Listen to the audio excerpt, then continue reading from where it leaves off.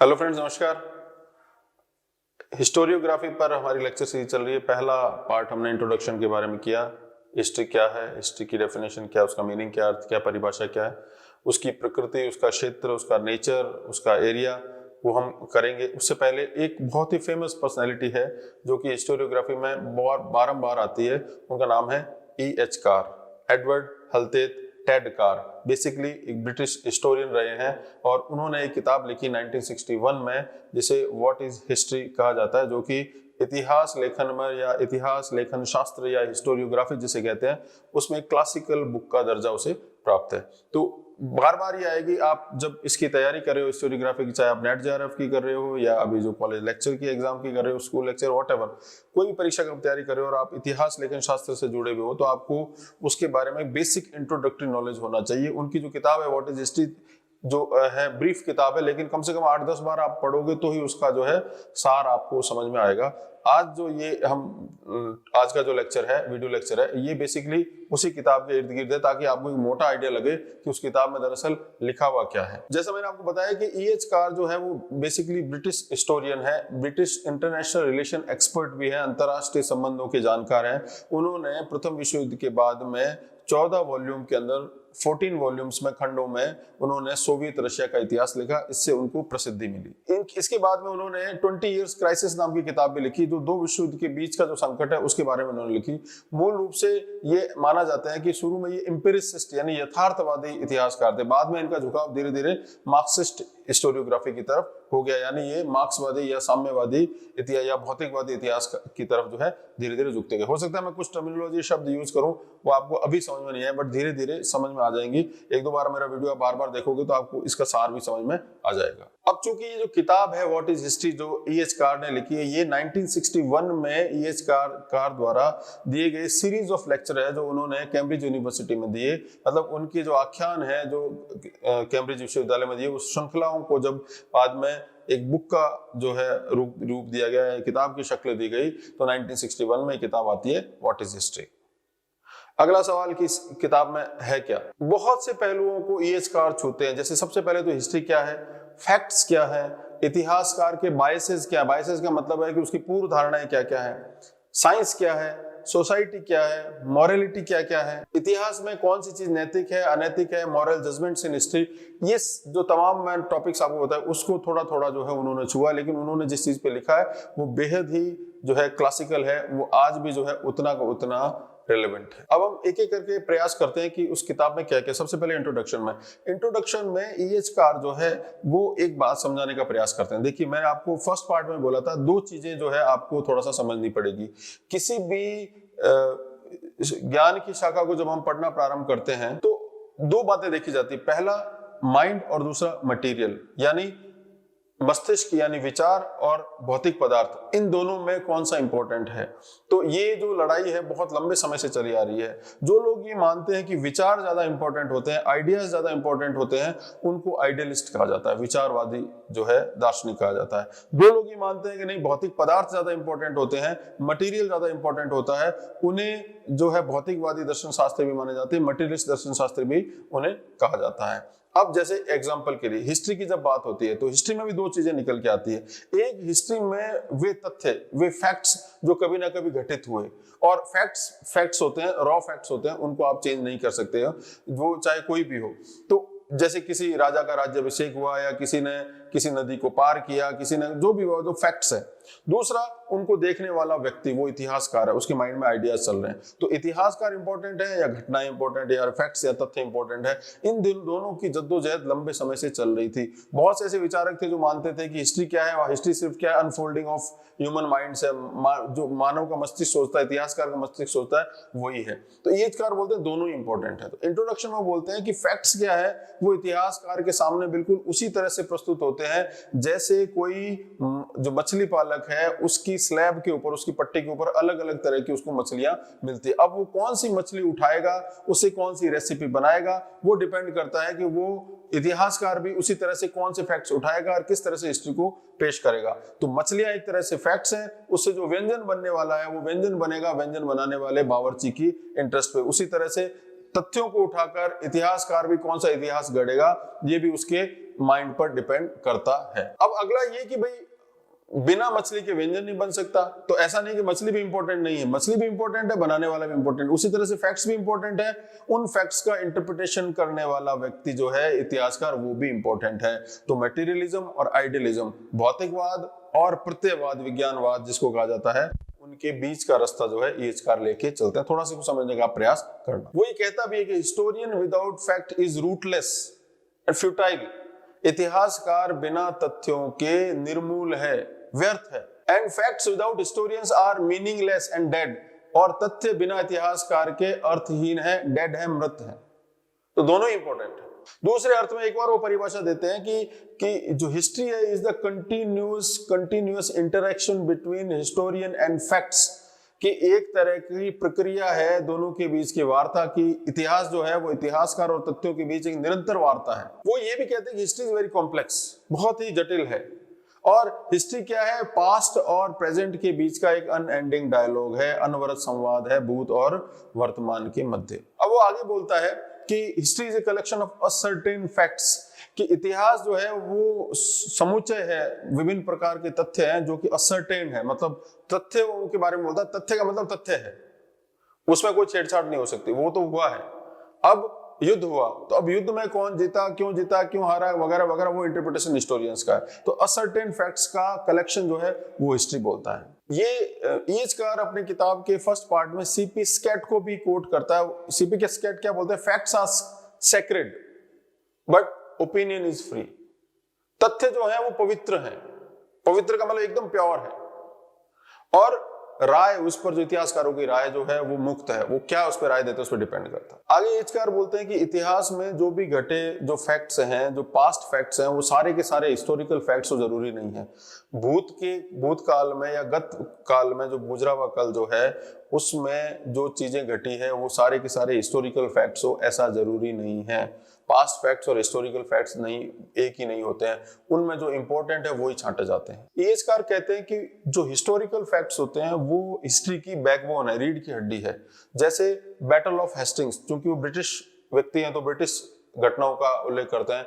1066 AD में एक battle हुई, बैटल ऑफ हेस्टिंग्स। तो बैटल ऑफ हेस्टिंग्स जो हेस्टिंग्स की जो लड़ाई है उसको उन्होंने एक फैक्ट का जो है एक नमूना बताया। एजकार कहते हैं कि किसी हिस्टोरियन की तारीफ करना, प्रेज करना कि उसकी जो एक्यूरेसी है फैक्ट्स को लेकर वो बहुत जबरदस्त है, ये बिल्कुल वैसा ही है जैसा आर्किटेक्ट की तारीफ की जाती है कि उसने बिल्डिंग में लकड़ी कौन सी यूज की, टिम्बर कौन सा यूज किया और कंक्रीट कैसे यूज किया और उसका मिक्स कैसे यूज किया। तो एक आर्किटेक्ट और वास्तुकार और एक इतिहास का लगभग एक ही जैसा कार्य करते हैं। आगे एजकार बोलते हैं कि अब इतिहास में आपने फैक्ट्स लिए, उन फैक्ट्स के अंदर प्रिसीजन हो, वो उनमें सटीकता हो, तो सटीकता के लिए आपको कुछ और भी विज्ञानों पर आश्रित होना पड़ेगा। उसके लिए उसने वर्ड यूज किया जिसे ऑक्सिलरी साइंसेज कहते हैं, जैसे आर्कियोलॉजी, एपिग्राफी, न्यूमिस्मेटिक्स इत्यादि इत्यादि।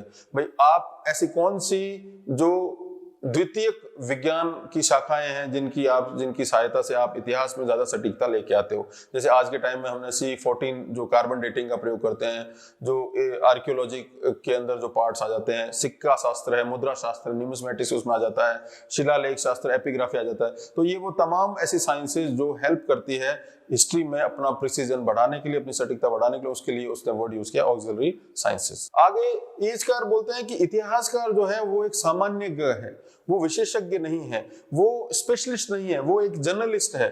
जैसे कि एक कोई ऐसी लिपि है, मान लो जो लिपि किसी समय में लिखी गई, उसको अभी डिसाइफर नहीं किया गया, उसको अभी डिकोड नहीं किया गया, उसका भी उद्वाचन नहीं हो पाया है, तो उसका उद्वाचन करने का, लिपि को पढ़ने का काम जो व्यक्ति करेगा वो इतिहासकार नहीं, वो विशेषज्ञ है। आगे इतिहासकार बोलते हैं कि जो फैक्ट्स हैं वो एक तरह का रॉ मटेरियल है, एक कच्चा पदार्थ है, उससे क्या इतिहास निर्मित होगा वो डिपेंड करता है कि इतिहासकार कैसा है। तो दोनों की अपनी अपनी इंपॉर्टेंस बनी रहती है। कौन सा तथ्य इतिहास में बोलेगा, कौन सा नहीं बोलेगा, कौन सा किस क्रम में बोलेगा, कौन सा किस संदर्भ में बोलेगा, ये डिपेंड करता है इतिहासकार के ऊपर। आगे एजकार बोलते हैं कि जब उन्होंने the history of middle ages पढ़ी, मध्यकाल का जब इतिहास पढ़ा, तो उनको इस बात को पढ़ के बहुत हैरत हुई कि सबसे ज्यादा जो प्रेशर था उस समय में, सबसे ज्यादा जो फोकल एरिया था, जिसपे सबसे ज्यादा ध्यान दिया जाता था, वो रिलीजन था। तो रिलीजन ने मध्यकाल, खासकर मध्यकालीन यूरोप में इतिहास को बहुत ज्यादा प्रभावित किया है। जो भी तथ्य संकलित मिलते हैं, जो भी तथ्य उपलब्ध है अलग अलग रूपों में, चाहे वो किताबों के रूप में हो, सिक्कों के रूप में हो, शिलालेखों के रूप में हो, बर्तनों के रूप में हो, जिस भी रूप में उपलब्ध हो, वो जो इतिहासकार को ज्यादातर चीजें उपलब्ध हैं वो धार्मिक दृष्टि से अधिक महत्वपूर्ण है बाकी किसी अन्य दृष्टि से। तो इतिहास का निर्माण करने में ये भी एक बहुत बड़ी समस्या आती है कि जो चीजें आपके सामने उपलब्ध है वो क्यों उपलब्ध है और वो पहले किस रंग में रंगी हुई है, जैसे धर्म के संदर्भ में। आगे एजकार प्रोफेसर बोरलॉग को जो है वो कोट करते हैं। प्रोफेसर बोरलॉग क्या कहते हैं? The history we read, though based on facts, is strictly speaking not factual at all but a series of accepted judgements. जो इतिहास हम पढ़ते हैं, वो इतिहास हमें जो मिलता है वो बेसिकली तथ्यात्मक नहीं होकर के एक श्रृंखला है विभिन्न प्रकार के निर्णयों की, विभिन्न प्रकार की मान्यताओं की जो इतिहासकार ने दिए हैं। तो हमारे सामने जो इतिहास आता है वो इतिहासकार के जजमेंट्स हैं, उसी की श्रृंखला आती है।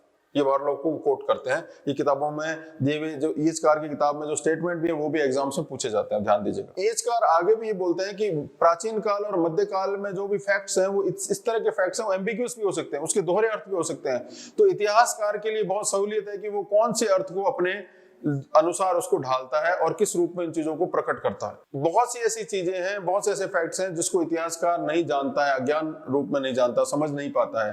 तो वो जो चीजें समझता है उसी समझ को अपने हमारे सामने जो है वो प्रेजेंट करता है। तो आगे इसी संदर्भ में एजकार जो है वो लिटन स्ट्रेची को जो है कोट करते हैं। लिटन स्ट्रेची क्या करते हैं? लिटन स्ट्रेची कहते हैं ignorance is the first requisite of an historian which simplifies and classifies which selects and omits. यानी अगर कोई इतिहासकार में अज्ञानता है तो बहुत अच्छी बात है, इसी से वो क्या करेगा, तथ्यों से अपनी चीजों को समझेगा, उसको ज्यादा सिंप्लीफाई कर पाएगा, उनको सेलेक्ट कर पाएगा, कुछ चीजों को छोड़ पाएगा, कुछ चीजों को ले पाएगा।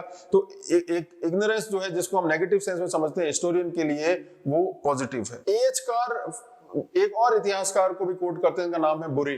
अब बुरी ने बोला है कि जिस तरह से एक जिगसॉ फिट होता है, हमने देखा होगा चीजों को हम पहले सेट स्क्वायर में पहले जो बचपन में सेट करते थे, या बहुत से ऐसे भी आज भी टॉयज आते हैं जिसमें जिगसॉ सेट में चीजें अपने आप में सेट हो जाती है, वैसे इतिहासकार भी अलग अलग चीजों को जोड़ता है और उसमें बहुत से मिसिंग डॉट्स रह जाते हैं। बुरी कहता भी है कि the records of ancient and medieval history are start with the lacuna और गैप, कि जो इतिहास हमें मिलता है, जो हमारे को फैक्ट्स मिलते हैं, जो बातें हमें मिलती है प्राचीन और मध्यकाल की, क्योंकि बहुत पुरानी है, उससे रिलेटेड फैक्ट्स कम मिलते हैं, तो उनके बीच में कई जगह पर गैप रह जाते हैं। तो हम जब जिग्सॉ फिट को बिठाते हैं तो उसमें कई कमियां हमें नजर आती है। एजकार बोलता है कि इतिहासकार को जो डॉक्यूमेंट मिलते हैं वो डॉक्यूमेंट क्या कहते हैं ये इंपॉर्टेंट नहीं है। इंपॉर्टेंट क्या है कि इतिहासकार उन डॉक्यूमेंटों से क्या समझता है और अन्य लोगों को क्या समझाना चाहता है, वो ज्यादा इंपॉर्टेंट है। इसलिए एजकार कहते हैं कि जो फैक्ट्स आते हैं वो प्योर फॉर्म में नहीं आते, पवित्र रूप में नहीं आते, होते पवित्र हैं लेकिन आते पवित्र रूप में नहीं। वो इतिहासकार के माइंड में एज ए प्रिज्म के रूप में आते हैं, जैसे एक रे आती है और उसके प्रिज्म बन जाते हैं, वैसे ही वो अलग अलग प्रिज्म के रूप में आते हैं। इतिहासकार उसको किस अर्थ में समझता है ये ज्यादा इंपॉर्टेंट है। एजकार इसलिए प्रिज्म का यूज करता है कि एक सिंगल व्हाइट रे आती है और उसमें फिर जो है वो किस तरह से वो 7 रंगों में बंट जाती है, उसी रूप में फैक्ट्स जो है वो इतिहासकार को नजर आते हैं। 7 रंगों में से कौन सा रंग इतिहासकार हमें दिखाना चाहता है वो डिपेंड करता है। इसलिए एजकार कहते हैं कि first you study the historians before you start the study of facts. आप इतिहास के तथ्यों को पढ़ें, उससे पहले आप इतिहासकार को पढ़ें तो आपको समझ में आएगा कि चीजें क्या है। अगेन इतिहासकार और तथ्यों के बारे में एजकार एक और उक्ति कहते हैं, एक और प्रोवर्बियल कोट कहते हैं कि फैक्ट्स कैसे हैं जैसे महासागर में मछलियां हैं। अब इतिहासकार कौन से महासागर में, कौन से खंड में जंप करेगा, कौन सी मछली को चूज करेगा, वो डिपेंड करता है। तो लास्ट में वही बोलते हैं history is all about interpretation. Facts are important but interpretation is more important than facts. History is hard core of interpretation surrounded by a pulp of disputable facts. यानी इतिहास क्या है, वो बेसिकली अलग अलग प्रकार के निर्वचन है, अलग अलग प्रकार के इंटरप्रिटेशन है। इतिहासकार क्या सोचता है वो उसकी इंटरप्रिटेशन है, उसके इर्द गिर्द जो है वो उसका पल्प है, एक जो है वो पल्प को हिंदी में, एग्जैक्ट हिंदी में क्या बोलते हैं, जैसे खाने की चीज, जो आम का पल्प होता है, जैसे फ्रूट्स के पल्प होते हैं, उसके इर्द गिर्द जो है वो बिछे हुए। फिर एज का सोसाइटी और इंडिविजुअल पर भी लिखते हैं। वो ये बोलते हैं कि मनुष्य पैदा होता है, उसके बाद में सोसाइटी उस पर वर्क करना स्टार्ट कर देती है, उसको बायोलॉजिकल क्रिएचर से सोशल क्रिएचर बनाते हैं, जैविक व्यक्ति से सामाजिक व्यक्ति बनाते हैं, उस पर अलग अलग तरह के इथोस, अलग अलग तरह के वैल्यूज उस पर थोपे जाते हैं, वो किस तरह से काम करना स्टार्ट करता है। तो यहाँ पर थोड़ा सा सोशियोलॉजी का पुट भी यहाँ पर आ जाता है। तो एजकार ये बोलते हैं कि जो फैक्ट्स हैं उनको जब आप पढ़ते हो, और वो फैक्ट्स कैसे घटे हैं उसको पढ़ने से पहले आपको ये समझना पड़ेगा कि किस तरह की सोशल प्रोसेस उस समय चल रही थी। तो इतिहास को समझने के पहले उस समय की सामाजिक वातावरण को समझना ज्यादा इंपॉर्टेंट होता है। अलग अलग समाजों में अलग अलग प्रकार के वैल्यू सिस्टम होते हैं, मनुष्य किस रूप में सोचता है, उसके माइंड में क्या प्रोग्रामिंग है, वो वैल्यूज अलग अलग समय में बदलती रहती हैं। तो एक समय आज की जो वैल्यू है वो पहले ये वैल्यू रही होगी या नहीं रही होगी, डिपेंड करता है। आज के टाइम में सती सिस्टम जो है हम उसको मानते हैं एक अपराध है, एक पाप है, लेकिन हो सकता है आज से 500 या 1000 साल पहले सती होने को एक पवित्र कार्य माना जाता। तो आज के दृष्टिकोण से आप उस समय को देखोगे तो आप फैक्ट्स को समझ नहीं पाओगे। तो आपको उस समय की सोशल सराउंडिंग, सोशल प्रोसेस, सामाजिक प्रक्रिया किस रूप में हो रही है वो समझना ज्यादा इंपॉर्टेंट है। तो अगेन एजकार अगेन क्या बोलता है वो, unending dialogue between past and present. Past में क्या है, फैक्ट्स, प्रेजेंट में कौन है, हिस्टोरियन है। हिस्टोरियन और फैक्ट्स के बीच में, तथ्यों के बीच में, इतिहासकार और तथ्यों के बीच में भूतकाल और वर्तमान काल की विद्या का जो अनवरत, जो कंटिन्यूस डायलॉग है, अनएंडिंग डायलॉग है, वो हिस्ट्री है। लेकिन इसको आप ये मत समझिए कि हिस्टोरियन एक इंडिविजुअल है, इंडिविजुअल नहीं है, वो एक सोशल क्रिएचर है। वो चीजों को क्या समझ रहा है, अपने सामाजिक आवरण में समझ रहा है। तो उसको ये भी समझना चाहिए कि जब फैक्ट्स जिस अवस्था में है उस समय का सामाजिक आवरण कैसा था। इसलिए वो एक इतिहासकार बुरखार्ट को भी कोट करते हैं। बुरखार्ट क्या कहते हैं, history is the record of what one age finds worthy of note in another. यानी इतिहास क्या है, एक युग दूसरे युग की बातें, जैसे वर्तमान का युग भूत या मध्यकाल, मतलब मध्यकाल या प्राचीन काल के युग की बातों को आज उसको मेंशन करना इंपॉर्टेंट समझता है, वर्दी समझता है। ठीक है, कि वो चीजें इतनी इंपॉर्टेंट थी, आज भी उनकी बात की जाए, वही इतिहास। यानी past is intelligible only in the context of present. यानी आप भूतकाल को तभी समझ पाएंगे जब आप उसको प्रेजेंट के दायरे में समझ पा रहे हो। और इसका उल्टा भी है, भूतकाल को बिना वर्तमान के संदर्भ में नहीं समझ सकते और वर्तमान को भी बिना भूत के संदर्भ में नहीं समझते। दोनों के बीच का रेसिप्रोकल रिलेशन है, एक दूसरे के जो है व्यतिक्रम में काम करते हैं। यानी आप अपने वर्तमान को, अपने इतिहास को दरकिनार करके नहीं समझ सकते अपने वर्तमान को, और आप अपने इतिहास को अपने वर्तमान को दरकिनार करके नहीं समझ सकते। दोनों ही एक दूसरे के जो है वो पूरक हैं। इसलिए एजकार बोलते हैं कि हिस्ट्री के ड्यूअल फंक्शन है, दो काम है इतिहास के। भूतकाल के समाज को समझना पहला काम, और दूसरा भूतकाल के समाज के संदर्भ में वर्तमान समाज की अंतर क्रियाओं को समझना दूसरा काम। फिर अगला पार्ट है एजकार की बुक का, हिस्ट्री इज अ प्रोग्रेस। मतलब इतिहास जो है वो, उसमें प्रगतिशीलता कैसे है, उसमें दो चार बातें समझने की है। वो ये कहते हैं कि इतिहासकार भूत के बातों को तभी वस्तुनिष्ठता या ऑब्जेक्टिविटी के साथ समझ पाएगा जब वो समझेगा कि इनका परिणाम फ्यूचर में जाके क्या होता है। यानी भविष्य की चीजें और भूत की चीजों को समझने के लिए उनमें निष्पक्षता, वस्तुनिष्ठता, ऑब्जेक्टिविटी, न्यूट्रलिटी बहुत जरूरी है। इसलिए वो अपनी डेफिनेशन में आगे क्या बोलते हैं, history is unending dialogue between events of past and emerging events of future. वो भविष्य तक लेके जाता है कि भविष्य में क्या क्या चीजें आने वाली हैं, उसकी अनफोल्डिंग, उनका होना, उनका घटना आपको भूत की चीजों के संदर्भ में ही समझ में आ पाएगा। इसलिए वो बोलता है कि इतिहासकार जो भूत की फैक्ट्स को चुनता है वो आगे की फ्यूचर में जो चीजें आने वाली है, इमर्जिंग गोल्स हैं, उसी के संदर्भ में समझने का ज्यादा प्रयास करता है। इसका क्या अर्थ है, इसका अर्थ यह है कि इतिहास में अगर कोई ऐसी घटनाएं घटी हो जो एस्ट्रोनॉमी से रिलेटेड हो या जो किसी अलग प्रकार के साइंस की अलग अलग ब्रांचेस से रिलेटेड हो, और कोई इतिहासकार उसको समझ रहा है, तो उसके माइंड में ये है कि भविष्य में भी इस तरह का विज्ञान आ सकता है, उसी संदर्भ में इसको समझना आवश्यक होगा। क्या उदाहरण भी इतिहासकार देते हैं कि जैसे इतिहासकार भूत की घटनाओं को जब पॉलिटिकल संदर्भ में समझना चाहता है, पॉलिटिकल और कॉन्स्टिट्यूशनल की, तो वो कुछ विशेष प्रकार के फैक्ट्स को लेता है जब उसका संदर्भ पॉलिटिकल, कॉन्स्टिट्यूशनल से रिलेटेड चीजें हो। लेकिन आगे अगर वो सोशल और इकोनॉमी की चीजें लेके आ रहा है तो इतिहास के तथ्यों को दूसरे तरीके से देखने का प्रयास करेगा। इसलिए वो कहते हैं historiography is a progressive science. Important coat है, यानी इतिहास लेखन शास्त्र एक प्रगतिशील विज्ञान है, क्योंकि इतिहासकार को भविष्य में कौन से संदर्भ में चीजें, मतलब आप इसको ऐसे समझिए प्रोग्रेसिव विज्ञान कैसे, और अभी तक हमने जो बात करी है जो एज ए जो प्रोग्रेसिव साइंस का क्या मतलब है, इतिहासकार को कौन सी चीजों को वैलिड बताने के लिए या इंपॉर्टेंट या रेलेवेंट बताने के लिए इतिहास में कौन सी चीजें ढूंढनी है वो ज्यादा इंपॉर्टेंट है। ठीक है, जैसे कम्युनिकेशन की बात है आज ज्यादा इंपॉर्टेंट है, उससे पहले पॉलिटिक्स की चीजें ज्यादा इंपॉर्टेंट थी, उससे पहले युद्ध की चीजें ज्यादा इंपॉर्टेंट थी। तो इतिहास में उससे संबंधित फैक्ट्स को वो देखता था। तो जैसे जैसे भविष्य में नई चीजें, नई इमर्जिंग उभरते हुई चीजें आएगी, वो इतिहास में नए तथ्य लेके आएगा। इसलिए प्रोग्रेसिव साइंस है। भविष्य में कौन सी चीज की कब रिक्वायरमेंट है ये कोई नहीं जानता। अब जो इसका कंक्लूजन क्या बुक का, तो वो ये बोलते हैं, एएचकार ये बोलते हैं कि जो हिस्ट्री है वो बेसिकली कंस्ट्रक्टिव पास्ट है।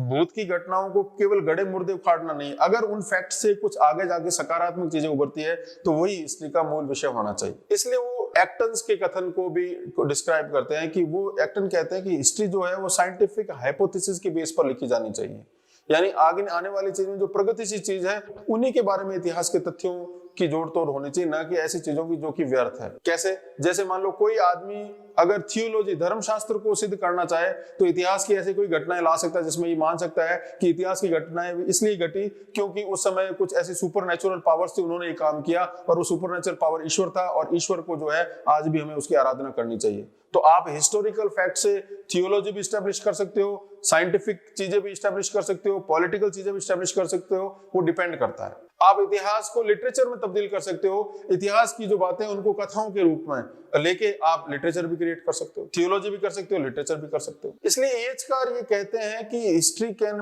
Properly be written by only those historians who can find and accept the sense of direction of history. जिनको ये समझ है, सेंस होना चाहिए कि हिस्टोरिकल फैक्ट्स किस और ले जा रहे हैं और वो कहां जाने चाहिए, उन्हीं चीजों पर चर्चा होनी ज्यादा इंपॉर्टेंट है, वही सही मायने में इतिहास है। और आखिरकार में एएचकार क्या कहते हैं? Our view of history reflects our point of view of our society and our faith in future of society. यानी इतिहास जो है वो समाज से किस तरह से जुड़ा हुआ है कि हम जो हमारा फेथ जो है वो कितना समाज और सामाजिक अंतर संबंधों में है, और वही जाके जो है सोसाइटी का इतिहास है और वही जाके इतिहास का भी भविष्य है। ये बात एएचकार कहते हैं। तो ये कुल मिला के जमा 8-10 बातें जो हमने करी एएचकार के बारे में, केवल आप ये ढंग से एक बार पढ़ लेंगे, इसका टेक्स्ट भी मैं आपको दे रहा हूँ कुछ खास चीजें, वो आप 2-3 बार अगर सुनेंगे तो मोटा मोटी चीजें आपको समझ में आ जाएंगी कि क्या इसका जो है सारांश है। अब एएचकार की किताब वैसे तो बहुत पॉपुलर रही, तो ऐसा नहीं है कि ये केवल इसने प्रशंसा ही पाई, इसकी क्रिटिसिज्म भी हुई।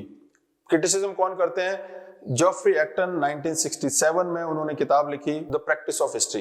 वो ये कहते हैं कि आपने जो डिस्टिंक्शन किया कि एक तो हिस्टोरिकल फैक्ट्स कौन से हैं और एक फैक्ट्स ऑफ पास्ट कौन से हैं, उनमें हिस्टोरिकल फैक्ट्स इंपॉर्टेंट है, सारे फैक्ट्स इंपॉर्टेंट नहीं है, ये किस आधार पर है? ये विम्सिकल है, यानी अतार्किक है। तो एएचकार ने यहाँ पर कोई पते की बात नहीं की। जॉफ्री एल्टन ने एएचकार की प्रशंसा भी की है कि एएचकार की सबसे खूबी क्या है कि मे हैव बीन वाला जो कंसेप्ट है कि इतिहास में ये नहीं होता तो ये हो जाता है, ऐसा कुछ भी नहीं होता है। इतिहास में एक्सीडेंट्स नहीं होते हैं कि ये दुर्घटनावश हो गया, तीर चला और हेमू की आंख में लग गया, हेमू गिर गया, पानीपत का युद्ध और सब कुछ, ऐसा कुछ भी नहीं होता है। इतिहास जो है वो एकदम से त्वरित गति से चेंज होने वाली चीजें नहीं, उसकी रूट में कई चीजें होती है। हालांकि एक ब्रिटिश हिस्टोरियन है ह्यू ट्रेवर रोपर, उन्होंने ये कहा है कि तो रिजेक्ट की है theory, may have been theory जिसको कहा जाता है, ऐसा हो जाता तो ऐसा हो जाता, वो कुछ हद तक तो ठीक है। लेकिन अगर इसको ये माने कि इतिहास में कोई चीजें त्वरित गति से नहीं होती है और एक घटना से इतिहास का कोर्स चेंज नहीं होता, ये कहना पूर्ण रूप से सत्य नहीं होगा। आगे जाके एंडिस हिलगुरबर भी बोलते हैं कि एएचकार का जो मत है वो एक जगह लिबरल है, कुछ जगह कंजर्वेटिव है, कुछ जगह पे वो पॉजिटिविस्ट है, तो वो भी अपनी मान्यताओं से घिरे हुए हैं, वो स्वतंत्र रूप से मुक्त रूप से सोचने वाले हिस्टोरियन नहीं है। एक और इतिहासकार है डब्ल्यू.एच. वॉल्स, वो ही कहते हैं कि कार एक तरफ तो बातें बोलते हैं कि फैक्ट्स ऑफ द पास्ट और हिस्टोरिकल फैक्ट्स, मतलब भूतकाल में घटी हुई घटनाएं, तथ्य और ऐतिहासिक तथ्य, दोनों में आपको फर्क करना तो ठीक है। एक तरफ तो आप ये बोलते हैं कि हिस्टोरियन जो है वो हिस्ट्री से ऊपर नहीं है, जैसे बहुत से लोग मानते हैं कि इतिहासकार ही इंपॉर्टेंट है, उसका इंटरप्रिटेशन इंपॉर्टेंट है। तो एएचकार दोनों के बीच में मध्य मार्ग निकालता है कि इतिहासकार जो है वो बिना तथ्यों के आलोक में कोई इंटरप्रिटेशन नहीं दे सकता, इसलिए दोनों इंपॉर्टेंट है।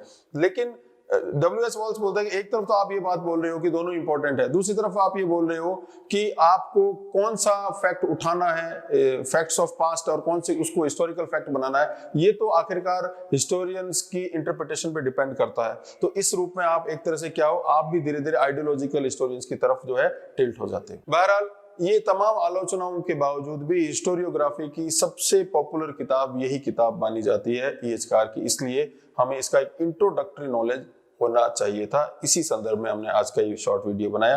मैं उम्मीद करता हूँ आपको थोड़ा बहुत समझ में आ रहा होगा। नहीं आए तो आप कोशिश कीजिए। अगर आपको फिर भी नहीं आ रहा है तो कमेंट बॉक्स में आप जो है अपनी क्वेरीज डाल दीजिए। जैसे मुझे समय मिलेगा मैं आपको उसके उत्तर देने की प्रयास करूंगा। आज के लिए शुक्रिया।